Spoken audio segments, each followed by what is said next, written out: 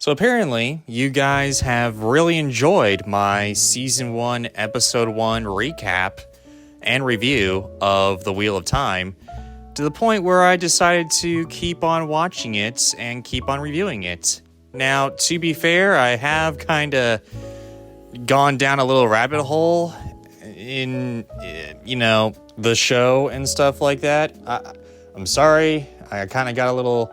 It's grasped me, okay? It's got me. The show's got me. And I've actually gotten to a certain point in the show where if I let it out of the bag now, the build-up's not going to be all that appreciated, and you might see a lot more backlash than I would doing it right here. So I will be doing that when the episode comes around, because oh boy, there's something really great that happens in a later episode. So instead, we're just going to keep on chugging along and review these episodes, each and every one, until I guess we get to the last one, Season 2, Episode 10 or 8, whatever the last season, last episode, whatever that number is. I can't look it up right now. But anyway, we're chugging along.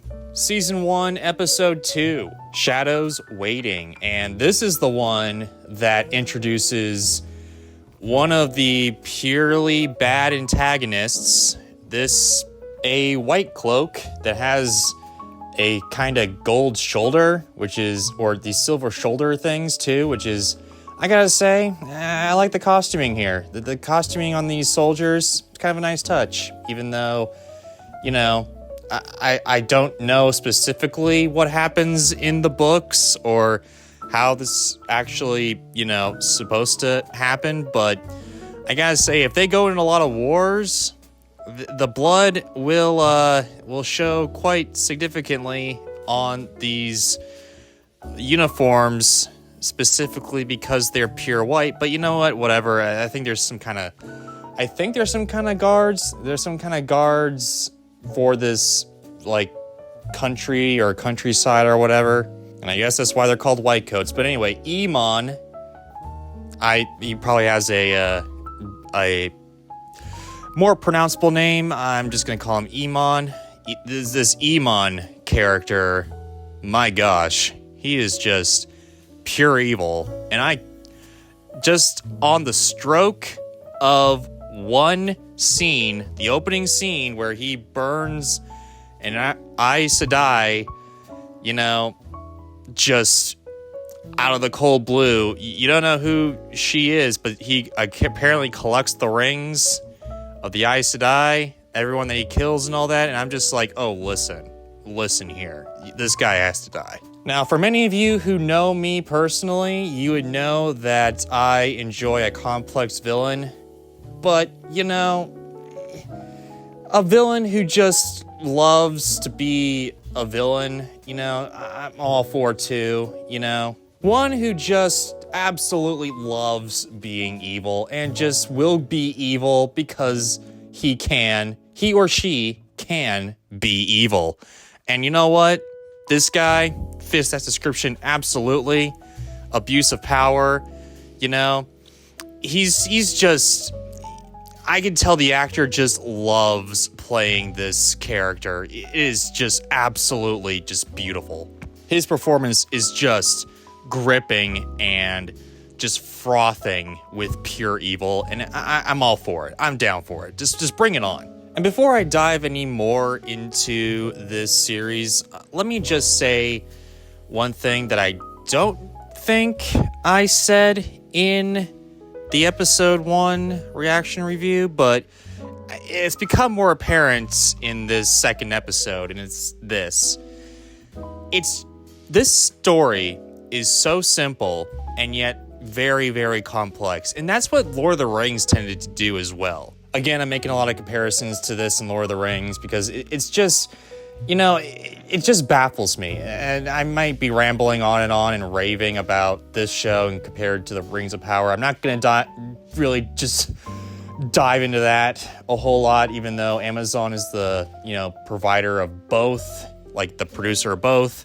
I'm not really, I can't do that. This is not that type of video. It's about Wheel of Time, not Rings of Power. Just gotta keep on reminding myself of that. But anyway, I can't express this enough. If you go simple with your story, just have rapscallions just, going from one place to another because you have to, being very simple. You gotta go here, from here. Chaos ensues. Let the chaos ensue. You build your, characters and build your world and all that, as the story progresses. And you know what? I gotta say, that formula works. It's worked with The Lord of the Rings. It's worked in this show specifically. Which, I really don't understand why The Rings of Power just couldn't do that either. It just has like a bunch of different characters doing all these different things, and it's very convoluted. And all right, that's it for my Rings of Power, rant here. Let's just dive into this next episode. So here you find the 4 kids, basically the 20-year-old kids with Moiraine, who is Rosamund Pike. Yes, I'm catching on to the names finally. Let's go. And Lan, her male counterparts, which is the Asian guy that I'm growing to love more and more as the show goes on. But anyway, we see more and more about the world, like little tidbits into the world building and all that, which I'm grasping. I'm getting a little bit good here. The Trollocs, who are basically the orcs of this world. They are still chasing this ragtag group, and they ask a help of a ferryman who, to help them cross the river because they're in this Two Rivers village or whatever, basically the Shire, and Two Rivers guy helps them out, but he's like, oh wait, I gotta go back for my son, even though the Trollocs are there. But Moraine's like, heck no, you're gonna lead the Trollocs to us, but he's like, but my son and you Aes Sedai suck. So she starts a whirlpool to destroy the little raft thing, but then the guy goes in after the raft to try to get to his son. But then, he dies, and everyone's just kind of like, why would you do that? And then she gives her reasoning, like, hey, listen, he would have led the Trollocs to us, and the Dragon Reborn would have died with us here. So it's got to be the lesser of two evils, aka the age-old argument from Star Trek: the needs of the few outweigh the needs of the many. AKA, she did the lesser of two evils, which I had to agree here. That was pretty dope. I didn't necessarily like the fact that she was very stoic and all that type of thing. I mean, she just, I know she felt a little bit of something, but it wasn't really just kind of, grasped on.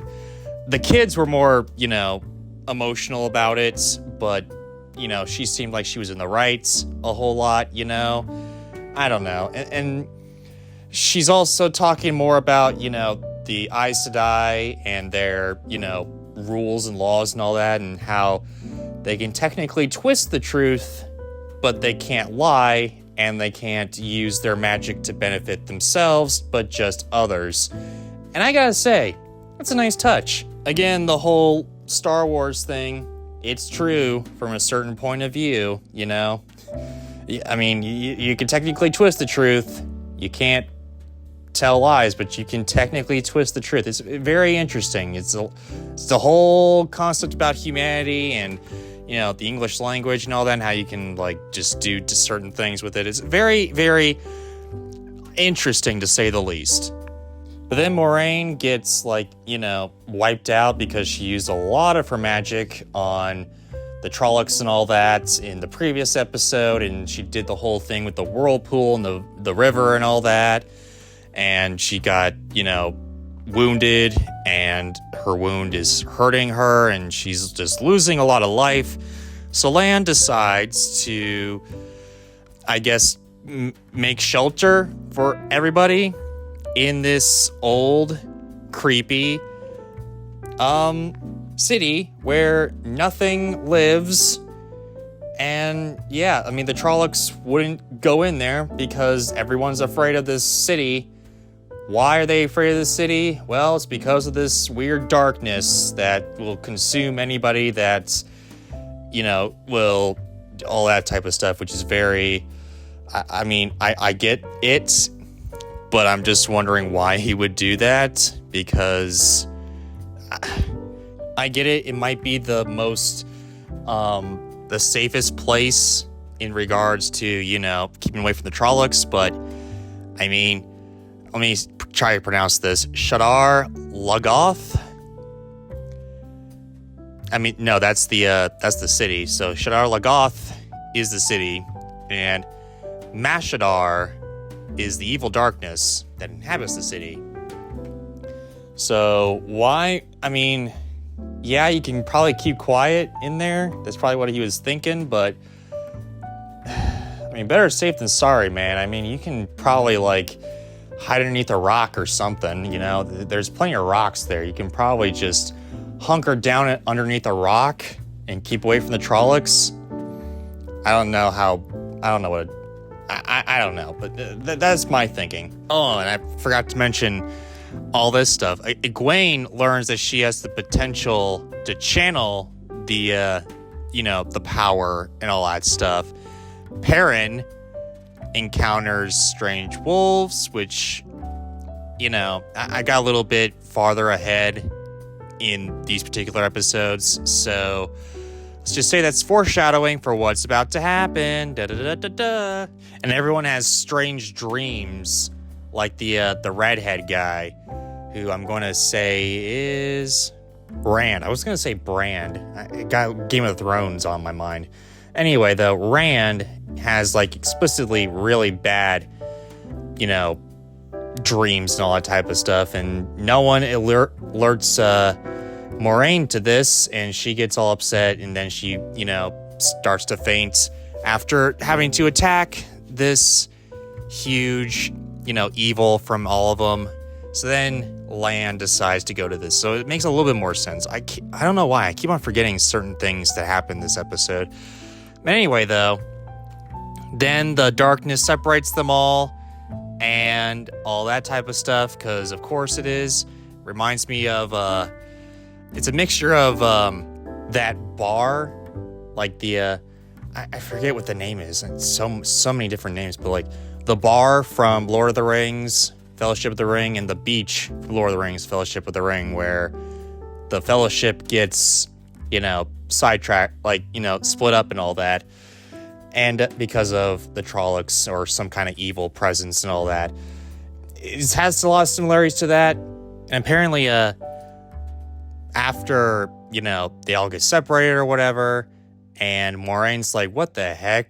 Where the heck did you bring us? What the heck were you thinking, my dude? But then, all of a sudden, this weird thing, Nynaeve, this woman that I didn't even mention in the first episode because I didn't think was all that, whatever. I thought it was just a common casualty. But apparently, she got dragged by the Trollocs in the first episode, but she's apparently escaped, and now she's a badass, just swinging swords and fighting and all that type of stuff.